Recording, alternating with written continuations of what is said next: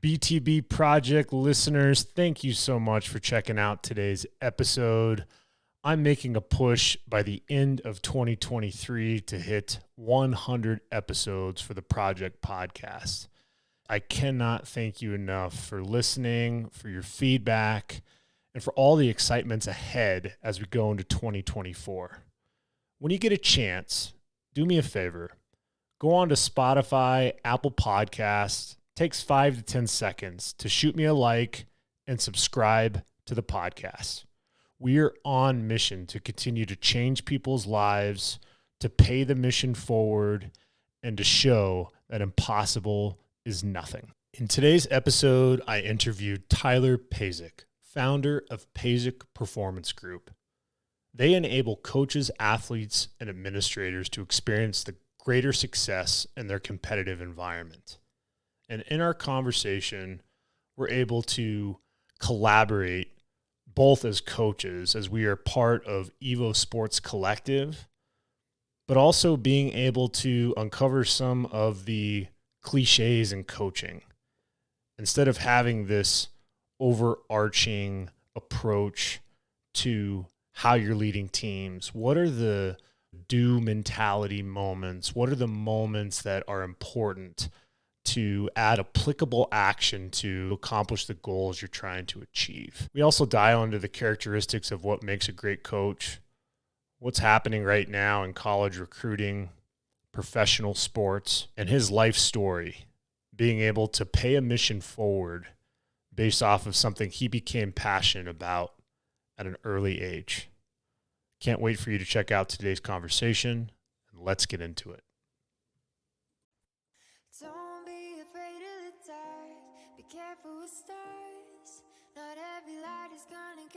Welcome to the BTB Project, designed to empower listeners to identify their why and to live their best lives no matter the circumstances. My name is Kollman Gearhart, a former athlete and motivational coach.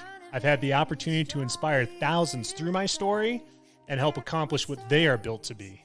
You'll be encouraged by each and every episode, and let's get into it. Yeah, when I blow up, I'ma soar high like Peter Pan. In real life, be living out my dreams. If I'm waking up, it's in a foreign land. Well, it's a great honor today on the BTB Project to have an individual that I've been able to come across through one of my greatest mentors. And on today's episode, I'm going to be able to chat with the founder of Pazik Performance Group. He is a coach. He is helping teams. He has an unbelievable story that I can't wait to dissect. And more importantly, have really a awesome collaborative conversation based off of our paths that led us to Evo Sports Collective. And it's just a tremendous honor today to bring Tyler Pazik to the BTB Project. Welcome, man. Thank you. I appreciate you having me on. Absolutely. So what really is compelling about you, Tyler, is you're almost 400 episodes into the podcast world. You've obviously been a former athlete yourself, and you've helped a lot of teams, coaches, players along the way. But what I'm always curious by as a coach, speaking to other coaches, is what makes them tick? What's the why behind how you got involved and what you do? And I'd love for you to take us back to that moment when you were a baseball player and you were fighting a little bit of a shoulder injury and had to have some reflective moments at that time. Can you go back to that moment and tell us how Pazik Performance Group started? Yeah, the shoulder injury was definitely part of it, I would say, but that was just one part of it. With me starting the Pazik Performance Group, if you back up to just right after college, I was working 3 different jobs. And I was a strength coach at a high school, strength coach at a junior college. I was a baseball coach. So I was literally up at 5 a.m. and getting into my bed at 10:30, 11 p.m., 6 days a week. And my only day off was Friday. So I didn't even have the weekends. I just had a Friday off. And I remember just being exhausted. And I'm like, man, is this what I want to do with the rest of my life? And so I'm like, okay, well, what do I want to do? And I sat there and I thought about it for a pretty long time, I would say. And I'm like, one of the questions that I asked myself was, what am I willing to give the rest of my life to? That really drives me, like this long-term commitment to something. If I were to die at the average age, which back then was 79.79 years old, will I be happy with like having given my life to this one thing? And I thought about it. I'm like, man, sports psychology. I took a class in undergrad and I was like, sports psychology would be awesome. Like that sounds amazing. And also I loved coaching, and I realized my whole entire life I had coached, and I was like, why am I trying to fight against this? Like, this is what I've done my whole life. From the time I was 9 years old, I was playing second base, and my coach pulled me from the game because I was over at shortstop teaching my teammate how to field a ground ball during the game. And he's like, Tyler, I need you playing second base. I don't need you over there at shortstop. Since I was 9, I've been coaching. When I turned 18, I coached a 15-year-old team. 19, continued to coach. 20, 21, 22, 23. I'm coaching 3 different teams as a strength coach after college. And I'm like, man, I feel my life is telling me, hey, dude, you need to be a coach. But the thing was that I didn't necessarily like teaching the physical skill acquisition side of things. I like teaching the mental game more. And so that's where sports psychology came into play. And I was like, okay, and then also the fact that I got hurt in college and I had to hang him up because of a shoulder injury, like that just gave me a little bit more empathy for athletes and helped me connect with kids that have gotten hurt or other individuals that have felt like failure in their life, whether it's uncontrollable or controllable. And so that's kind of how I got into it. And then when I was at TCU getting my master's in sports psychology, I woke up one day and I was like, hey, Pazik Pep Talks now live. Because I don't know, I was driving home from school one day and somebody said the word pep talk over the radio. I'm like, Pazik Pep Talk. I'm like, that has a ring to it. So every Sunday while I was getting my master's, I would run the Pazik Pep Talk from 10 a.m. to like 4 p.m. where you could call my personal cell phone and I would pick up the phone and I would talk to you and be like, so what's up, man? Like, wow. And then, if they didn't have anything to talk about specifically, I would give them like the inspirational message that I had crafted that day. And then that formed into the Pazik Performance Group. And, now I'm here today. So that is so cool. So I could have back in the day called you on your personal cell phone and had any and all conversations about sport performance, the mental side, and you were there to answer the phone. That's unreal. I love those types of nuggets because, I mean, listen, all of the things that you just mentioned, you had some sort of influence. You had people in your life that allowed you to realize that this is what your calling was, that this is what you wanted to do. I mean, go way back into the childhood age of Tyler and just kind of some of the things that you were developing and exploring. I mean, what kind of led you to that point to where you were able to coach someone during the game at shortstop when you're in your baseball career? I mean, I have no idea what made me do that. When I was super young, like 4 or 5 years old, my family was fortunate enough to bring over an au pair from Ireland. And so when she came back years later, like when my sister got married and I was 26 around there. So this was, over 20 years later, she comes back and she's hearing about everything. And she's like, man, Tyler, like, even when you were young, you were just like always like doing something like you're doing right now, like just like motivated to like help others and driven. And I was like, dang, that's kind of cool. Like, so that was a nice little unexpected pat on the back. So I don't know. A lot of sports psychology is that it's skill based. Everything is skill based. Right? You can become great at anything. Nothing is hard. It's just time consuming. If you put in the time and you learn the strategies, you can become great at that thing. Right. And so I was just looking back on my life and I'm like, oh, okay, I've always been helping others from the time that I was young. Why am I trying to fight against this coaching thing that I think could be something? I don't know. I've just always done it. Gary Vaynerchuk, like, he talks about how like when he was young, he'd been selling and like doing marketing since he was 3-4 years old, like it just happened to be coaching. Whereas other people, or you look at like Dina Castor, or you look at these runners or these great athletes, it's like they've been doing it since they were 3, 4, 5 years old, and so it's like, why fight against it? That's what I kind of asked myself.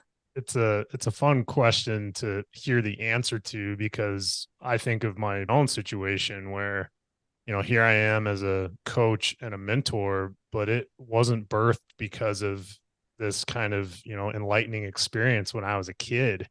It was the exact opposite. I had a lot of coaches that weren't good influences, that didn't feed into me, that it was a real negative experience. And I didn't actually start playing tennis till I was 14 years old. And so I was kind of late in the game based off of my progression of other kids that were involved in the sport. And I just wanted to become a coach like I never had. I wanted to be a positive impact. You use the word empathy. That's a word that always resonates with me, because I believe, and I'm going to use some of your language here about, consistent behavior can lead to consistent results. And I'm an absolute byproduct of that, because no matter how much I weighed back in the day, no matter what was negative that was said to me, when I wanted to set a goal and go after it, whether it's as a player, as a coach, I was able to do that. And so as I'm saying that, and as I'm bringing up the consistent behavior leading to consistent results, when you knew this was your calling and you were honing in your craft, obviously the education piece helps with sports psychology. Obviously you immersed yourself in that field, but what have been some of the more kind of unique learning moments for you to develop what you have now? Well, when I was getting my master's at TCU in sports psychology, I had like a mentor that really taught me a lot about, okay, here's what you're learning in the classroom. Here's how to apply it actually on the field. And I would say that that's one thing that makes me a little different from most other sports psychology consultants, is that I'm all about more performance on the field, more performance on the court, more performance, get the best out of yourself in game. What that means though is that it's mostly looking at the behaviors, like consistent behaviors lead to consistent results.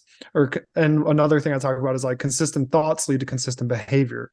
So how can we get better, more consistent, productive thoughts out of you so that your behaviors are more consistent and productive? And then if they aren't, what behaviors are you doing that aren't consistent, that are causing inconsistent thoughts, inconsistent results? And like, how can we learn from those and change them so that like we can make them more consistent?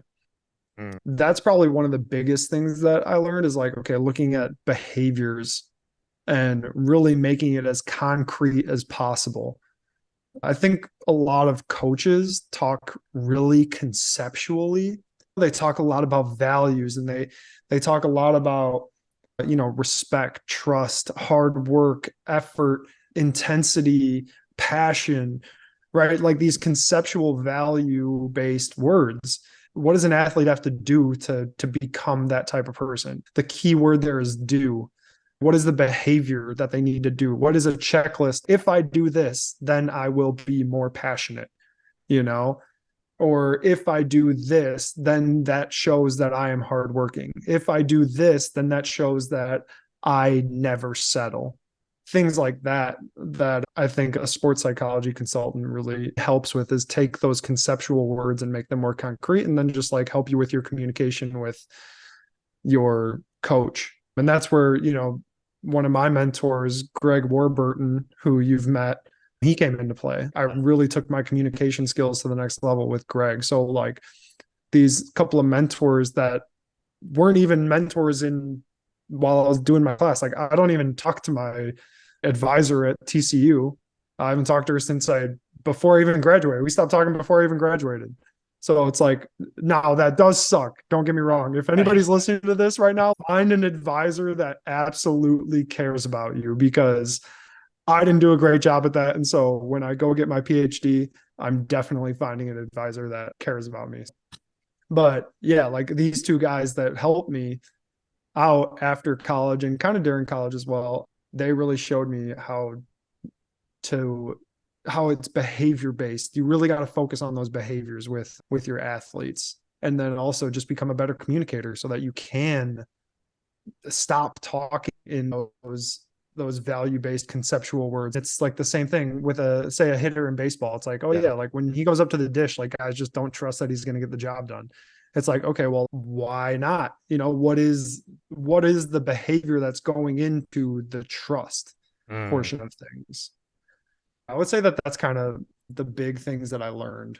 And I think that could really be distilled down into any strategy that you put out there. Yeah. Walking through that with you, you have a way, Tyler, to be very simplistic with a very complicated genre that we're talking about. I mean, sports in general, man, we can complicate things. We can have so many scattered thoughts going into our head. This concept of try, like people that have played for me, when they say to me, I'm trying, coach, like, what does that mean? It's either you're doing or you're not doing. And sometimes I believe we can become so kind of convoluted with too many thoughts that it can lead to poor performance. It can lead to self-doubt. And I really appreciate how you're trying to get to what is causing X, Y, and Z to happen that is not producing the result that you want. And what can you do? What behavior can be involved to overcome that or to make the situation better? And mentors wise, I completely relate to you. I know that Greg's been a huge impact in your life, and Scott Ford, who's also part of Evo Sports Collective, has been a huge impact in my life. And I'm really intrigued to get your opinion on what Scott does and what Scott has taught me in tennis, because I know it crosses over into baseball. That's how we use our eyes in fast moving ball sports. When I was growing up as a kid, I was taught all the time to keep your eye on the ball. And when I had an opportunity to play tennis at the highest level, and I was playing some guys on the tour that were hitting, 138, 139 on their first serves, it's humanly impossible to keep your eye on the ball. And I know some of these guys that are slinging fastballs at the major league level. So with that context, when I learned how to control my contact, to create a fixed focus to where my racket was going to meet the ball at a point that was congruent for me to be in control. So I was no longer focusing on the ball, I was focusing on the contact. I'd love to hear just your 2 cents on fast moving ball sports and maybe seeing the game different than maybe how you were taught to, keeping your eye on the ball. For sure. It's such a different philosophy though to think about, because nobody talks about that in baseball. Do I believe in it? Wholeheartedly. I've seen it and I've worked with it and I've done it myself, and I've gotten athletes to do it themselves as well in tennis, baseball, basketball, even in gymnastics. It's so weird to think about though when you first learn it. It's totally rewired. It's like, wait a second, you want me to focus on a imaginary window in front of me that this ball is going to cross through, and that's all you want me to focus on? You don't want me to look at the ball, you don't want me to look at the pitcher even, you just want me to focus on this imaginary window that the ball is going to pass through. And it's like, yes, exactly. And they're like, and then you got to be like, just trust me. And then they do it and they start roping balls and you're like, it just works. Yeah, we can get into the science behind it, but it works. And so I think the stuff that Scott teaches is amazing for your eyes and like focusing on that window. And there's a couple of guys actually that do that at the MLB level. One of them is Austin Riley. He plays for the Atlanta Braves.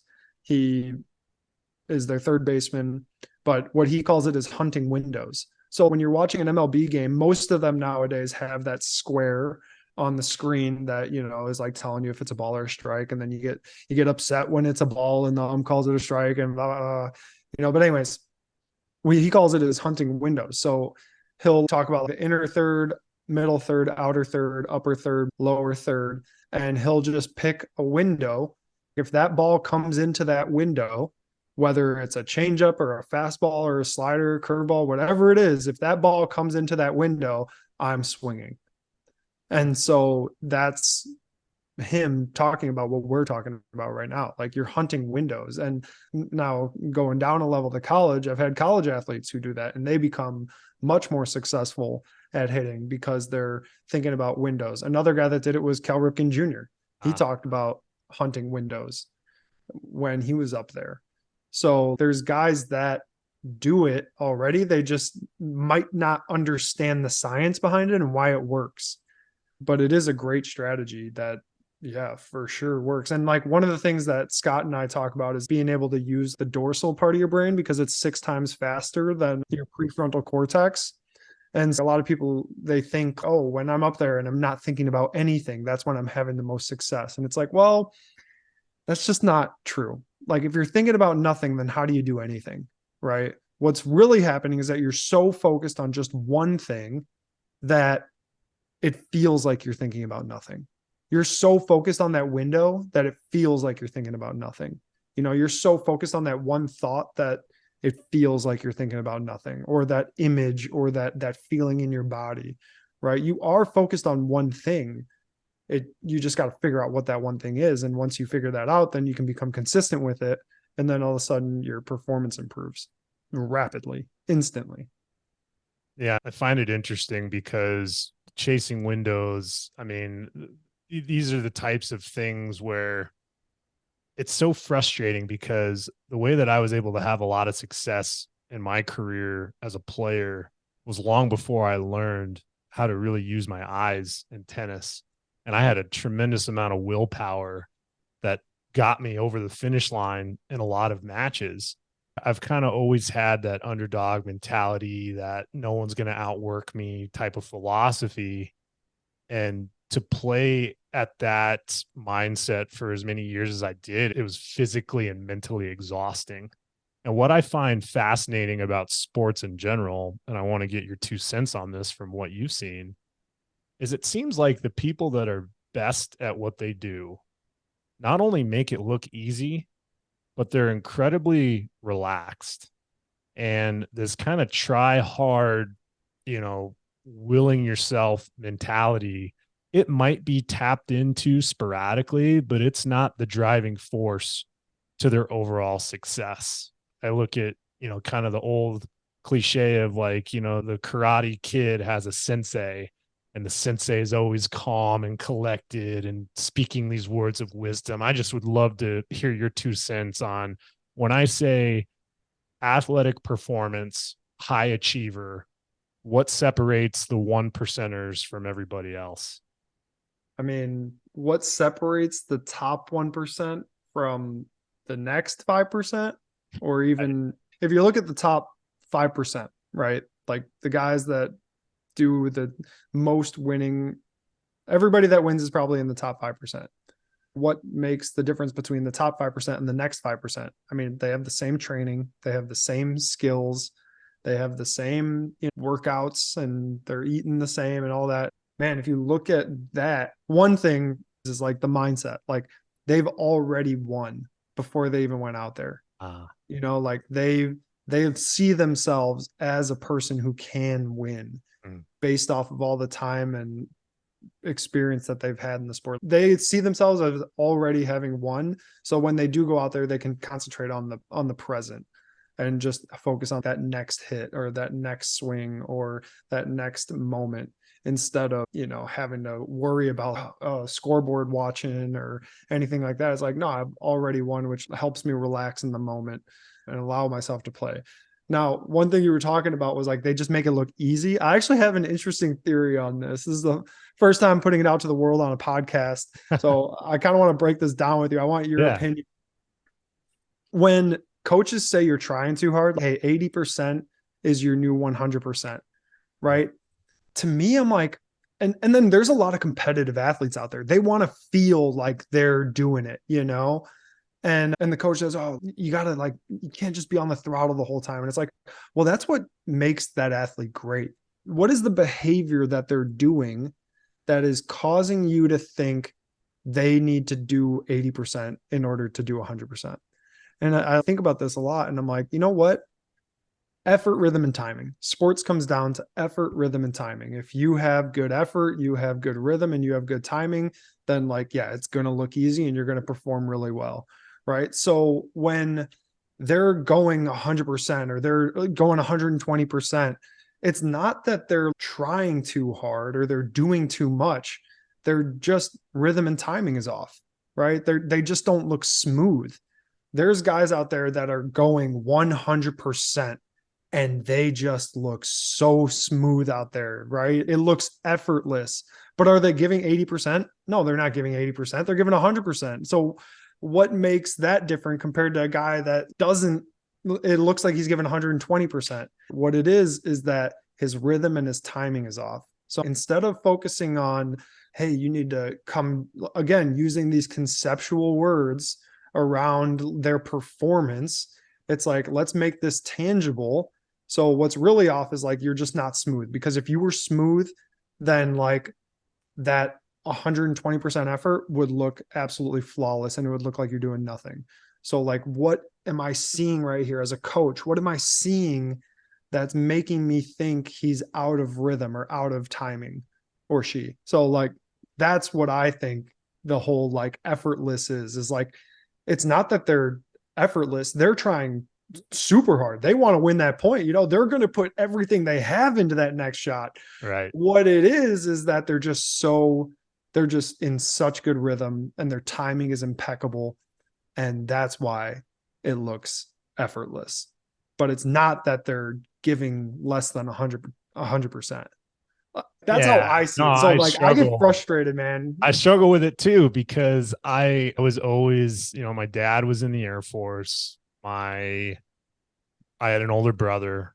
So I got it every day from him about, he was the athlete in the house and so on and so forth. So like my try hard mentality, I was always 100%. And I had a coach that very well told me, you just got to dial it down to that, 70, 75%. And I couldn't come to terms with that, because it made it seem like, so are you saying that my effort is hurting me? But what's really interesting is, in the game of tennis right now, the big coaching flip has gone from teaching kids and adults or whoever how to hit a ball, and instead of teaching them how to hit, you're teaching them how to have space and timing. Now, when you think of hitting, sometimes that can be perceived as kind of this tense moment of trying to go for something, try to make something happen. But things like the window, things like contact point, all of a sudden you create this in between where you're able to perform. You're still hitting the ball, but you're hitting the ball in a way that is early enough to create the space and timing necessary to hit the shot that you need. And it's also creating a level of relaxation or effortlessness, because you've predetermined that contact point before it happened. So as we're kind of talking through this, you see a lot of the connecting of the dots. Where are you visualizing before you go out into your respective sport on if you're going to be successful or not? Are you predetermining some of the attributes of the game that you're playing to create an outcome that is your maximum effort, but it actually looks effortless because you've mastered the space and timing piece? So I fully agree with you on that concept. But what's really neat is a lot of the trends, sport performance trends outside of and it's still tapping into the mental side, but what are the themes right now? Like before, a great strength training regimen was CrossFit, kind of this like barbaric style of training, right? And now you see people doing more yoga, more Pilates. They're putting themselves in ice barrels for recovery. And I think a lot of that stuff is happening now, Tyler, because of this shift of finding a way to be calm in the moment amongst chaos. And this is not just in sports, but this is just in life. Like I had a mentor tell me once, like, give me the guy that has a PhD in keeping his SHIT together in the moment. And that's the type of person that I want on my team or representing my company. So as I'm saying that, and I look at just all of the different areas that you've worked in, Tyler, I mean, Fortune 500 companies, Heisman Trophy winners, you've seen so many different sports and people and situations. when I'm talking about like truly what it means to you in 2023 of what sport performance means, is it kind of shocking to you on how it's more about being calm and in the moment rather than forcing yourself to do something great? Do I think is that shocking to me? Like, I think that it's finally maybe catching up to where it should have been 30, 40 years ago. Nobody wants, it's just not a fun life to live when you're constantly getting, told what you're doing wrong, or you're getting yelled at, or, just like you're constantly at odds with your coach or your teammates. It's not fun to feel isolated. We want to be in a healthy community. We want to feel mentally, emotionally, physically safe, So now that it is about calm and relaxation, and you can only go as hard as you recover, right? I think that that's essential. And that's what sport performance, positive psychology, sports psychology has done, is they've looked at, okay, what are the best in the world doing? And how can we get, the layperson to be a little bit more that person? Sports psychology and positive psychology are not about taking you from a mental health issue back to normal, but it's about taking you from normal to super normal, I guess, or way above average. It's like, how do I get more out of my life? And so that's where positive psychology and sports psychology came in. Now it's like people at CrossFit, I think, too, really kind of put that on the forefront of pop culture, because they're like, okay, look at all these people going in and doing 300 hang cleans in a session and getting rhabdo and getting hurt and stuff like that. And it's like, okay, well, let's take a step back. Like, we need to do a better job at like preaching about recovery and sleep and all that stuff. And now you look at these CrossFit athletes that are just in insanely good shape. Right. And you look at their regimens, and it's how structured and detailed everything is about them. And same thing with elite athletes, MLB players. I talked to the Blackhawks strength coach, and he talked about how when the rookies come in and they have like post-practice meals, it's interesting to see the veterans talk to the rookies and be like, nah, man, you don't want that. You want to eat this. Come and get you some steak. Come and get you some greens. You don't want to be eating all that junk food, because you're not going to be recovered for tomorrow's practice. Or like, that's verbatim what Nate McKinnon has said for the Colorado Avalanche, as he's becoming more of that mentor role in the hockey field. He's trying to change that narrative. So that's fascinating that it's going on with the Blackhawks as well. Mm-hmm. Yeah, it is. It's pretty cool, because the athletes understand, okay, I feel better when I do this. I was explaining this to my mom the other day, because we were talking about MLB pitchers, and one of my clients is an MLB pitcher. He could easily pitch into his 40s, but he's 32 right now. How he pitches, how he feels when he gets to the age of 40 is going to be determined by what he does between now and 40. I'm like, how he feels right now is a direct correlation to how he treated himself the last 3 or 4 years. When you're 24, I mean, how you feel when you're 24 is probably just basically correlated to like when you're 23. When you're 18, it could have been like, how did you treat yourself the last week? Right. Because that's all you needed. But when the older you get, the more time you have to spend on recovery, and the more time you have to spend on understanding, what makes my body operate at a high level long term. Like, yes, I can go out and I can drink with my friends tonight. It's definitely going to affect me tomorrow and the next day. But like, even if I feel okay a week from now, like, I know that like that's still put me a step or two behind compared to if I didn't do it, which gets me on a whole different thought tangent about negative visualization that I'd love to dive into at some point. But yeah, so is it shocking to me? No, I think that's sort of what a lot of Eastern kind of philosophies are like, right? Like these Eastern philosophies of meditation or yoga that you brought up, right?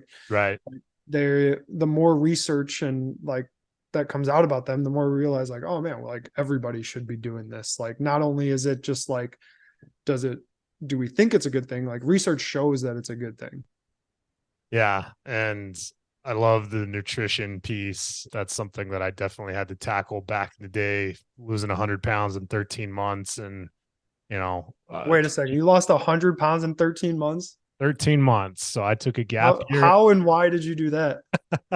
Graduated high school 5'11", 325. At that point, I still had ambitions to play college tennis. I was voted by my senior class most likely to be single forever. I had a lot of insecurity, anxiety.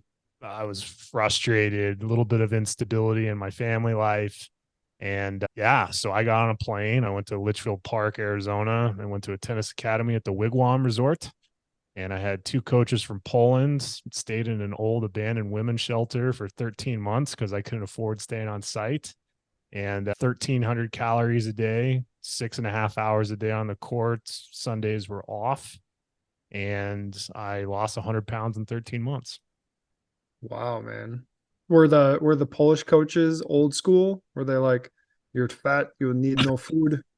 Well, first and foremost, very broken English. They spoke 2 words of English, and it was run and the S word. So the whole time I was there, and it was funny because I was actually the only American there.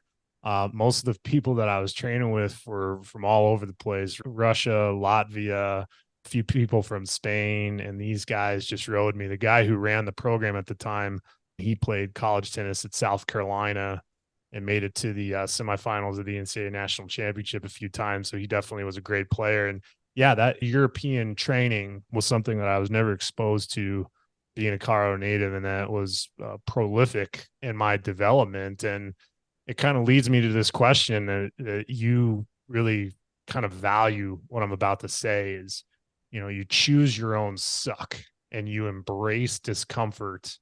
That is something it sounds like you teach, that you kind of embody. You've had moments where you've embraced suck. I mean, 100-mile ultra marathon, before we hopped on, you showed me the training schedule for that. Tyler, when it comes to really developing this philosophy that translates into your coaching mythologies, where does embrace the suck, the David Goggins mentality come into your role today? Wow, that's a good question. When it comes to embracing the suck, like I do believe that you need to choose to put yourself through something difficult on a daily basis. Like do something difficult on a daily basis, whatever that might be. Maybe it's literally just going for a walk, but do something that's difficult for you on a daily basis so that like when life throws a situation at you that's difficult that like you can't control, you have more mental and emotional stamina in those situations and you are able to stay calm and relaxed and not get so worked up because something didn't go your way. You had an uncontrollable event that happened, right? If you put yourself intentionally into those difficult situations, then when uncontrollable, difficult situations come into play, you're just that much more ready for them. It's literally you're training for the uncontrollable facets of life, which are going to happen. There are way more uncontrollable things in life than controllable. So when those uncontrollable things happen, are you prepared? And one way to be prepared is to put yourself in a difficult situation so that when you have those limiting thoughts, those unproductive thoughts, those negative thoughts that pop up, you're able to notice them and fight back against them. I love the Kids' Choice Awards speech that Will Smith gave a long time ago. He talks about how the two things you need to do growing up is you need to read and you need to run. And you need to read because there is not a single thing out there that some other human, there's 8 billion of us, somebody has written a book on the problem you're going through and knows the strategy and knows the secret, quote unquote, to getting you out of your situation that you're currently in that you don't like. So it's like, you got to read books and then you got to run because when you're running, that little voice inside your head kicks up as basically from the first step you take. And it's like, stop running. What are we doing here? Turn around, go home, go get in your bed, be comfortable. And then you're able to fight back against that voice. So like the embrace the suck mentality, to me, I don't necessarily use those words anymore, but I think that it's important, super important to do something on a daily basis that's difficult for you. That way, like when things pop up, you're able to handle them and you're able to find a perspective that actually helps you. And I guess that's kind of what I want to close this answer with, is that it's finding the perspective that's going to help you. That's what putting yourself through difficult situations helps with. It helps you reappraise what's going on and replace any negative or unproductive thoughts with a productive and or positive one. So yeah, and that's super important. It's kind of like if you put yourself through a difficult situation every day and then you get good at that, then next time you're sitting in traffic, you're not going to just like pop off at somebody. Maybe you'll be like, oh man, I'm so stressed out, this traffic, now I'm going to be late, blah, blah, blah. Or you can be like, all right, like, hey, this traffic is just helping me practice my patience right now. So that's reappraisal going on in that moment. But if you never practice that stuff on a daily basis, then yeah, every time you get into a car, you're just going to be super stressed out. You're not going to be fun. I literally have a friend I refuse to drive with because he is such a road rage monster. And I'm like, so, like he's stressed out. So you're stressed out. Yeah. That reappraisal portion of things, that's what doing something difficult daily helps you with, is replacing unproductive with productive thoughts. I love that. The kind of byproduct of that I saw, I recently had a guest on my podcast, Grant Stucker. He was the starting quarterback at Colorado State University. Sat the bench for 4 years, 5th year redshirt senior, starts. First game he plays is against Colorado and wins the game, which is not a common thing up at CSU, but nonetheless, he's a father now, 2 young kids, and he has a younger son of which would watch his dad do ice barrels, do sauna cold plunge, do Wim Hof breathing exercises. So his son is watching his dad kind of do some of these decompressing mental resilience exercises. And all of a sudden, his little sister ends up taking a few of his Legos from his room, and he goes into his sister's room and he sees all of his Legos on the floor. And in that moment, he had 2 choices. He could have reacted like a normal 5-year-old would, which would be to retaliate towards his younger sister. Or he could do something that I think was extraordinary, which he decided to start doing his deep breathing that his dad does. And what I thought was so cool, Tyler, is when I asked Grant his proudest moment as a person, he didn't say anything about athletics. He said it was when his son decided to breathe rather than react to his younger sister. And with that said, you've obviously come across a lot of tremendous players, athletes. I want to talk about coaches for a second and kind of segue what I just said into some of the coaches you've talked to. I would love for you to tell me about a coach that you've met, that you've worked with, and you're like, my goodness, this guy or this gal gets it. How to coach, how to mentor, how to be a doer, like everything that we've talked about to this point. Tell me someone that's been an ideal coach. Don't have to say them by name, but maybe some of the attributes to where you're like, I hope other coaches in the country could understand this. That's a great question. I think the best coaches practice what they preach, And so one coach I'm thinking about in particular, like he is so meticulous and just so detail oriented and organized. It is unbelievable. And he is a coach at the SEC level. And I was thinking about it. I'm like, man, what's the difference between a coach at the Power 5 level and a coach that's, maybe coaching at a mid-major or something like that? What are the issues that these coaches run into with their athletes a lot?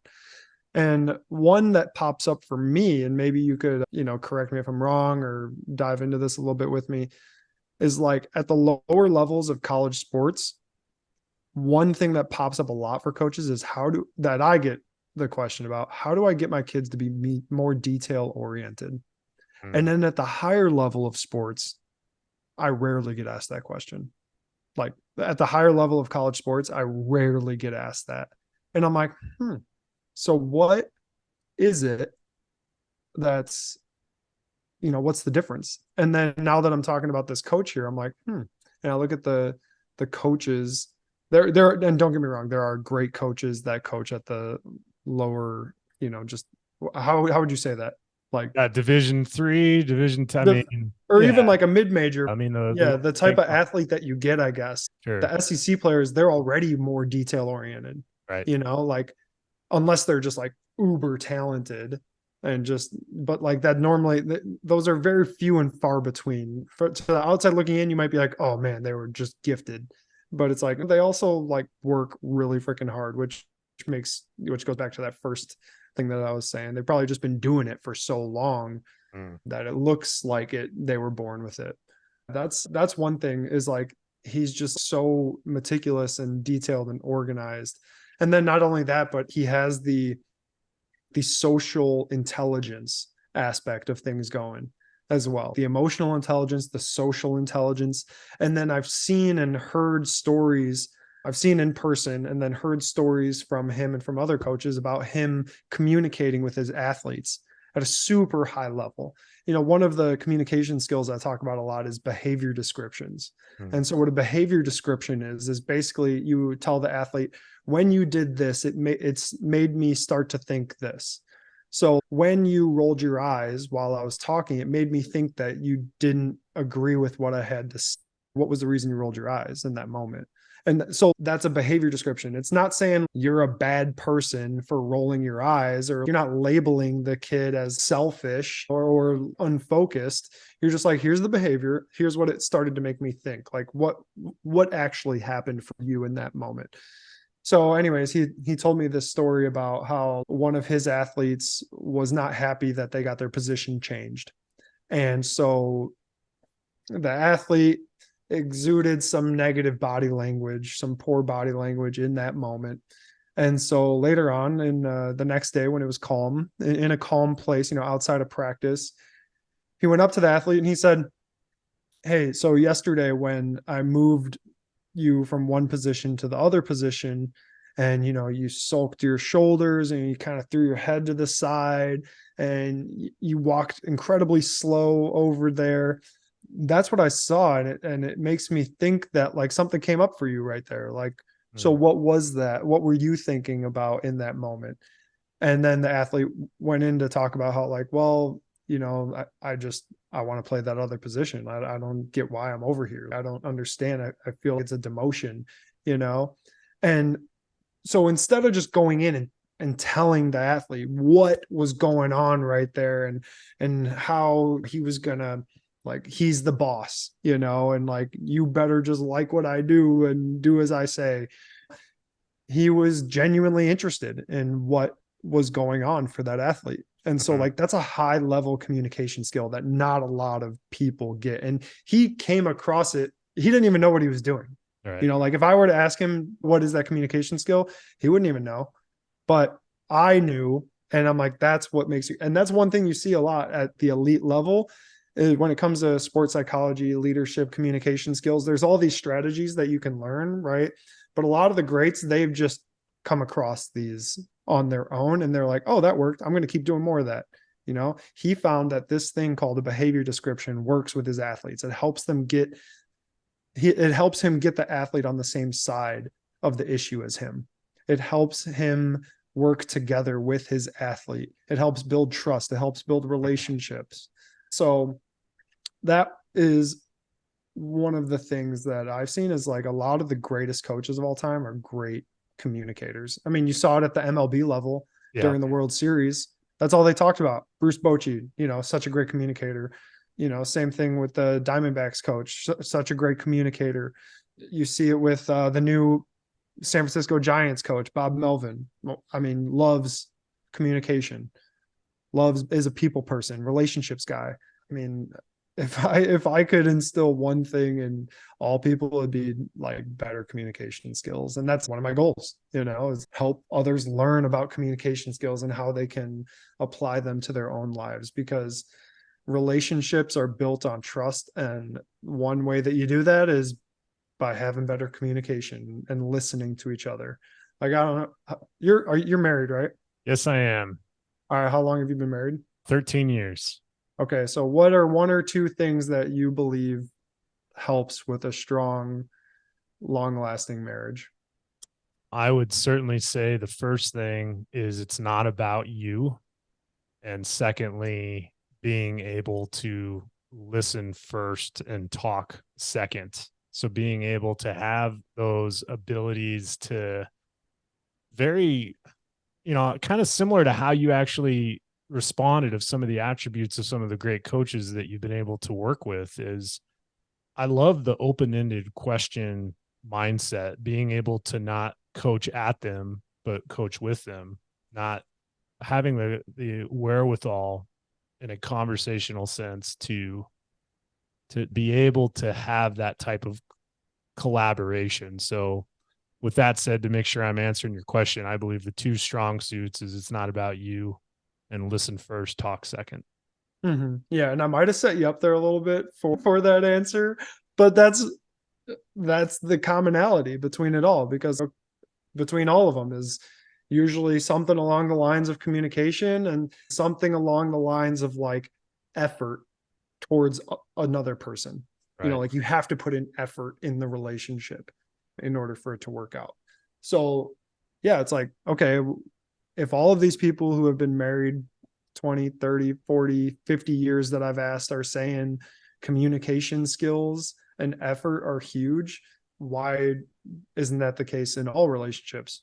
Well, it is the case in all relationships. Like you need to put work into it and you need to be a good communicator within it. Otherwise that relationship just crumbles and people wonder, all these kids right now are so lonely and they feel isolated in their lives. And everybody's talking about how social media is just like being, the death of everything or whatever. Well, maybe these kids just like don't know how to necessarily like communicate with each other, like right. Maybe that's why like we need to teach communication skills, even like they're even more important. Or like with NIL money at the college level right now, kids can just up and leave whenever they want because the transfer portal is like the Wild West. Like, okay, well, what keeps a kid around? The relationship they have with their coach. Yep. So how do you improve a relationship? Communication skills. Like communication skills are way more important now than they ever have been. I was down at University of Florida and one of the strength coaches was talking. We were trying to brainstorm ideas for like, they got a kid that's getting paid a ton of money to play baseball there. And he's like, if he shows up 15 minutes late to weights, like, I don't know what I'm supposed to, I can't reprimand him. We can't take away playing time. That kid's going to play no matter what, we're paying him to play. So he's going to play. And I'm like, okay, well then again, this is where your communication skills come into play. You got to figure out what motivates him. You got to talk to him. You got to build a relationship with him. You got to get him to trust you so much that he doesn't show up 15 minutes late. He shows up 15 minutes early because he wants to be around you, And so like that coach, that's those little frustrations you have, those little irritations you have, if you take a minute to sit there and think about them. And then, how can you flip that into something motivational for the next day before practice?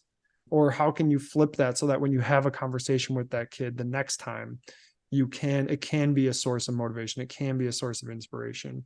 And so it's those little frustrations, irritations that you have. Those are just moments like calling you to be a little bit more self-aware and be like, okay, I need to up level my game in this area in order to take myself to the next level as a coach. Because this thing has been frustrating me with not just one athlete, not just two athletes. It's now 3 athletes, 4 athletes, 5 athletes. I run into the same issue over and over again. A lot of those things are communication based. A lot of those things are organizational based. A lot of those things are financial based, especially when it comes to college athletics right now.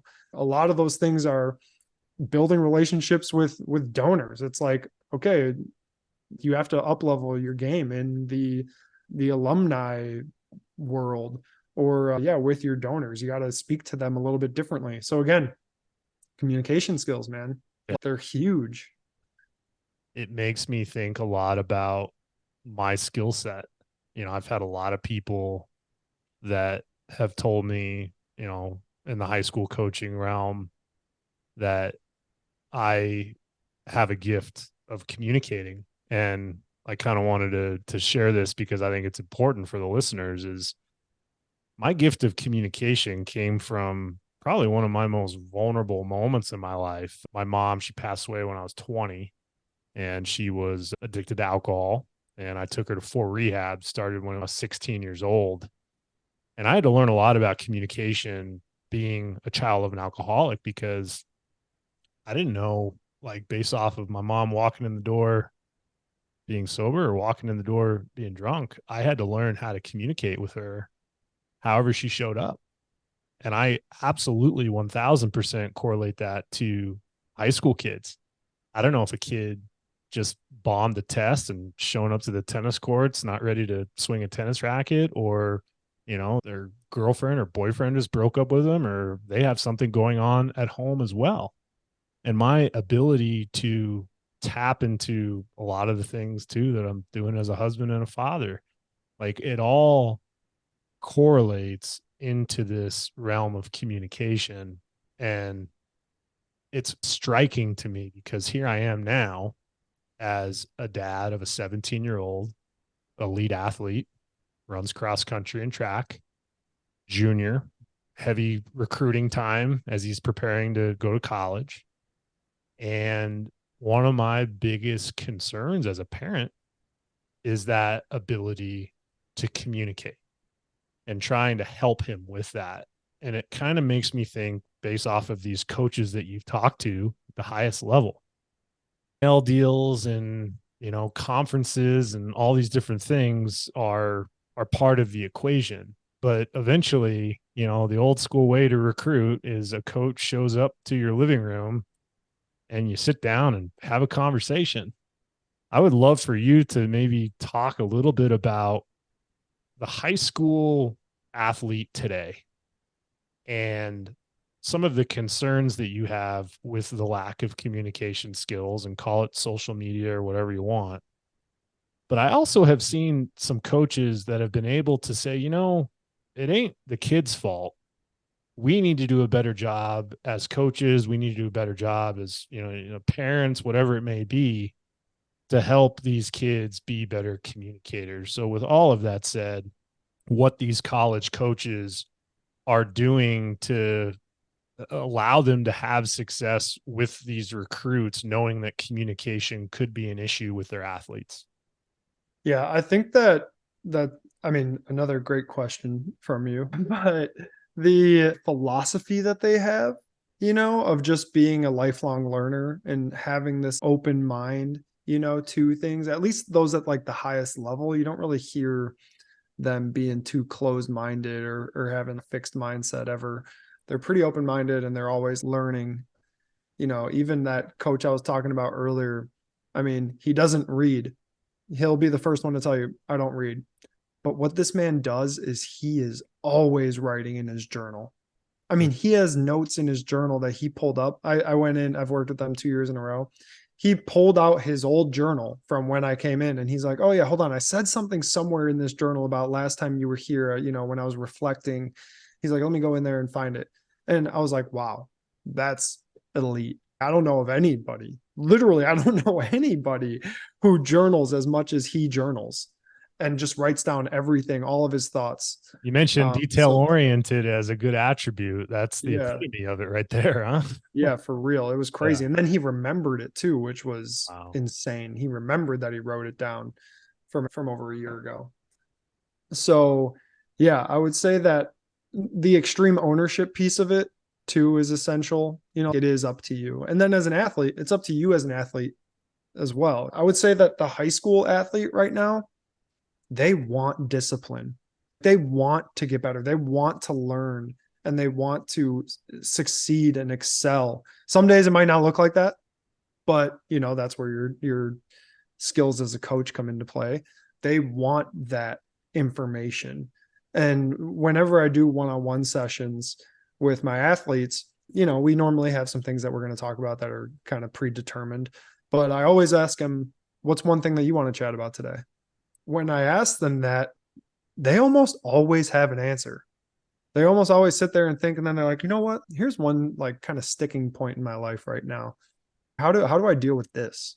And so if you give them the opportunity, they'll tell you what they need. They know, they are self-aware.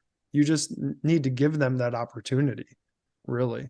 And, if they say, I don't know, or they say, well, or if they're just like quiet, then it's like, okay, hey, like, I want you to go home and think and write down 3 things, and then we'll talk about it tomorrow. You don't need an answer right then and there, but, give them some time. Maybe they just need a little bit of time to think about what are like the sticking points, what are some things, kind of going back to that idea of being smooth with your swing, right? Like you can tell them where it looks kind of choppy, or you could just ask them, all right, where does it not feel smooth? Doesn't feel smooth on my backswing. Okay. Hey, what do you need to do to smooth that up? Boom. Like they know. So it's like, just, you got to ask them the right question, or, ask them a good quality question. Doesn't even have to be the right one. So yeah, I would say that that's what the high school athletes right now, like they want to be inspired and motivated, and they want to feel a part of something, and they want to feel like somebody cares about them and wants what's best for them as well. And then from a coaching standpoint, I feel a lot of coaches get burnt out sometimes. Like I said, it's effort and it's communication. They get burnt out. Like, it's like, man, I feel like I'm putting in so much work with this athlete and it's just going nowhere. It's like, well, then based off of the conversation we had, there's always those 2 things, effort and communication. So maybe you need to up level your communication skills. I'd say some of the coaches that I've talked to, they're just getting a little bit burnt out on the whole NIL deal, because it's, you might have a kid that's there for 1 year and then they move on, or now, it's so hard to build something long term. Right. So college coaches are in a interesting place right now. I would say I actually think the mid-major and the lower tier athletic schools are probably those coaches are in a better spot, because they know that, okay, my athletes are probably going to stick around here for 4 years, or at least the vast majority of them. Whereas at the SEC level, it's like every year you see a new team on the field. Yeah. I think if I were to sum it up, it would be like, look at those 2 aspects of your coaching or of your high school career, or your career in general. Like, do I need to up level my effort, or do I need to up level my communication skills? One of those things is going to help you with your relationships, which is ultimately going to help you with your networking, which is going to lead to just more success in life in general. Man, so well said. It leads me to the last couple questions here for you, Tyler, is that, you have the master's degree. It sounds like a doctorate is in order down the road, and you've come across a lot. I feel like you are a teachable spirit and someone that's trying to soak in knowledge and pay it forward. But I want to have you have an opportunity to reflect on who you are now and who you were as the 16, 17-year-old Tyler Pazik. And at that point in your life, you're probably playing some high school baseball and lifting weights and chasing girls or whatever it is. And you had an opportunity to sit down with that person, knowing what you know now. I'd love for you to share with the listeners, based off of all of these amazing conversations and moments that you've had with coaches and athletes and businesses, what words of wisdom or advice would you give your 16, 17-year-old self, knowing what you know now? I don't think I've ever really thought about this, but one thing that, thinking back to my high school self, one thing that I would probably tell that person is be first. Like, be first. I say this to athletes now because I've, again, felt the power of it in my own life. But when I was in high school, I wish I was just first more. And what I mean is, first to say hi, first to give a high five, first to, be there, first to say yes, first to give my input on the situation. Yeah. And then obviously that the competitive domain, I didn't really have a problem there, like wanting to be first. But yeah, I would say when it comes to relationship building, being the first one to reach out to the other person, I think that's huge. And I'm wondering where I would be now if I did that more in high school. Yeah, be first. I haven't heard it said that way, but man, that's a remarkable piece of advice that I might be paying forward myself. So hopefully you don't have that patent pending or anything. Yeah, no, I don't, but maybe I should write like a little storybook about it. Cause yeah, there's so many athletes that I've told that and they're like, it's changed their life, and it changed my life too. I mean, when I first heard it, I was a coach, I said, working those 3 different jobs, and I went to a weekend seminar and the guy said it there. And I was like, wow, that was really good. I'm going to try that out. And so when I was coaching, every person that showed up, I was the first one to say hi, first one to introduce myself. They walk into the room like, yo, what's up? Or this team that I coached for baseball, we were a team just full of grinders, D3, JUCO ball guys. And we went up against a lot of Division I, Division II, also Division III players and teams. And we wound up winning our league. And I look back on that year and how tight knit it was. I mean, my brother played on that team. He's 4.5 years younger. And so like all of his friends, like at the wedding, there were a lot of guys from that summer ball team that were at his wedding. And I just look back to him like, how did we get such a good culture? And that's one thing that my brother and I did a really good job at, was just like being first, like be the first one to be there, be the first one to say hi, be the first one to ask how your day is going. And yeah, there were literally times when I'm on the field, raking the field and getting it ready for the baseball game. And the parking lot was a football field away. And I know it was a football field away because there was a football field between the baseball field and the parking lot. And I would literally yell all the way across. I would see somebody get out of their car and be like, yo, Rowan, what's up, man? How we doing? And I would yell it across the football field and they could hear me. And so like they were just like, all right, Tyler's bringing it today. Like I better bring it too, let's go. And it broke down that initial barrier. If you're the first one to say hi, then like it just breaks down the awkwardness, like instead of waiting for somebody else. Oh man, nobody ever talks to me when I go to those events. It's like, nobody ever talks to you because you don't talk to anybody. Or it's like, man, yeah, I barely talk to anyone, or I don't have any neighbors. It's like, well, how many people do you say hi to when you walk by them on the street?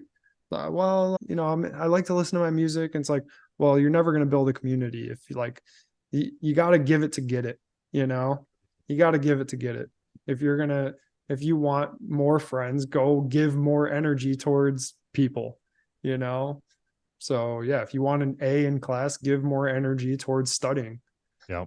But yeah, I would say that be first mentality. Actually, I have a kid that goes to Colby out in Maine, and he calls it the Colby gaze is like gaze. A thing. The Colby gaze. It's a thing out there. And what it is that like you're at such a small school that like you've seen everybody, but you don't know everybody, but you've seen them at least once. And so you just look at each other. You don't even say hi. You look right past each other because it's like you've seen them a bunch, but you don't say hi. Anyways, I tell this kid about the be first mentality. He's like, dude, I love it. He's like, I have so many more people are now coming up to me. I'll be in the commons area and people will just come up to me and be like, yo, what's up, man? How you doing? He's like, I never had that happen until I started reaching out to people and just being like, hey, I've seen you around. Like, what's your name? Like, oh, that's cool. Like you're walking to class right now. I'm walking to class too, And then on the baseball team, he plays on the baseball team. Same thing there. Like his relationships, his leadership, his level of leadership within the team has just catapulted.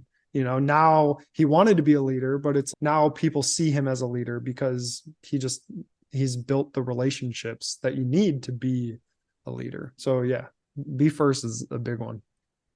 Super powerful. Pazik Performance, when it comes to really our mission, BTB Project, Pazik Performance, we're part of this bigger collaboration, Evo Sports, and we are excited being kind of some of the younger dogs on this team to continue to spread wisdom and to cultivate relationships and being first when it comes to trying to build this network of coaches, man. I'd love for you to speak real quick to what do you think I have a lot of coaches that listen to this podcast. I'd love for you to maybe talk about what makes Evo special to you and what would maybe strike a coach to want to be a part of it. Well, Evolutionary Sports Collective is so huge in terms of that community you can go to where you're going to find solution-focused lifelong learners. I feel in coaching that just doesn't happen very often. You can't find a lot of people that are like you and that want to put in the time to learning and getting better. And that's sort of what I find with them is it's just, they care so much about teaching and expanding the model of present day performance strategies. and they're kind of fringe too. Like that's what I like about it. It's like you're not going there to just learn more about what you already know about. Like you're going to learn something new when you go in with them, because they've been working in the game for, I mean, the founders, I think collectively have like over 180 years of teaching together, those four. And yeah, it's just awesome. So with me in that group, I go to it for community for sure. Like that's why I love it. And every coach that I've had join, they get off those calls and they're like, that was awesome. When's the next one? So yeah, that's why I think people should check it out. I mean, just, you will definitely learn something, and they care about you because they do. They want you to succeed, and they'll help you with in any way possible. Yeah, I love that. I mean, being able to be around thought leaders and coaching, athletics, sport, man, there's so much knowledge to gain. There's so much, I mean, enlightenment. I feel sometimes when I get stuck in my ways as a coach, that it hinders the people that I'm trying to help. And I've really been kind of stretched to think outside of the box with Evo and the collaboration. And I couldn't be more thankful for that. Tyler, when it comes to Pazik Performance, I would love for you to share with the listeners how they can find you and how they can tap into your services. Yeah. On Instagram, Pazik Performance Group, and Twitter is just Tyler Pazik. And then Facebook, if you want to join the Mental Game Enthusiasts, that is the Facebook group that I run. Right now, I have this 11-week challenge going on my website at pazikperformancegroup.com. And it's a mental skills challenge, basically $10 a month. And it's 11-week long course, pazikperformancegroup.com/mental skills mechanics. And you can check it out there, or just go to pazikperformancegroup.com and then click join membership up in the top right. And yeah, I mean, you'll find everything you need there: confidence, communication, leadership skills, all that good stuff. Hey, I love it, man. Unbelievable conversation, Tyler. And I definitely believe a part 2 down the road. I couldn't be more impressed with your work, the lives that you've touched, and just kind of understanding that it's not just helping people, but it's fostering that relationship for many years to come. And I just wish you continued success with what you're doing, continue to stay on mission, continue to impact lives. And I can't thank you enough for spending a little bit of time with me here on the BTB project. Yeah, no problem. Thanks for having me on, Kollman. Appreciate it. Thanks. You're told I'll be your heart, temptation.